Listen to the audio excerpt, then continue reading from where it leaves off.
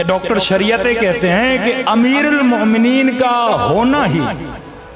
بعض لوگوں کے لیے مشکل کا باعث تھا، کیونکہ اہل بیت اتنے اچھے تھے تو لوگ حاکموں کو کمپیئر کرتے تھے اہل بیت سے کہ اگر علی اتنا عادل ہے آپ عادل کیوں نہیں ہیں، اگر علی کے پاس اتنا علم ہے تو آپ کے پاس ان کا وجود ان کے لیے خطرے کا باعث بنا ہوا تھا، جس طرح آج شیعت کا وجود بعض لوگوں کے لیے خطرے کا باعث بنا ہوا ہے کہ بھائی انہوں نے ہمیں تنگ کر کے رکھا ہے، سارے مسلمان چپ ہیں، لبنانی چپ نہیں ہوتے، ساری امت خاموش ہے اسرائیل کے معاملے میں، ایران بار بار کیوں بولتا ہے، ساری امت خاموش ہے، یہ یمن والے خاموش کیوں نہیں ہوتے، یعنی ایک طرف سکوت کامل اور ایک طرف بصیرت کامل، تو آپ کا وجود ان کو کھٹک رہا ہے۔ اسی طرح امیر المومنین کا وجود کھٹکتا تھا، لوگ کمپیئر کرتے تھے، ساتویں امام کے زمانے وجود کھٹکتا تھا، یہاں تک کہ ان کو فوجی چھاونیوں تک محدود کر دیا تاکہ لوگوں کی ان کی ملاقات نہ ہو، یہاں تک کہ معصوم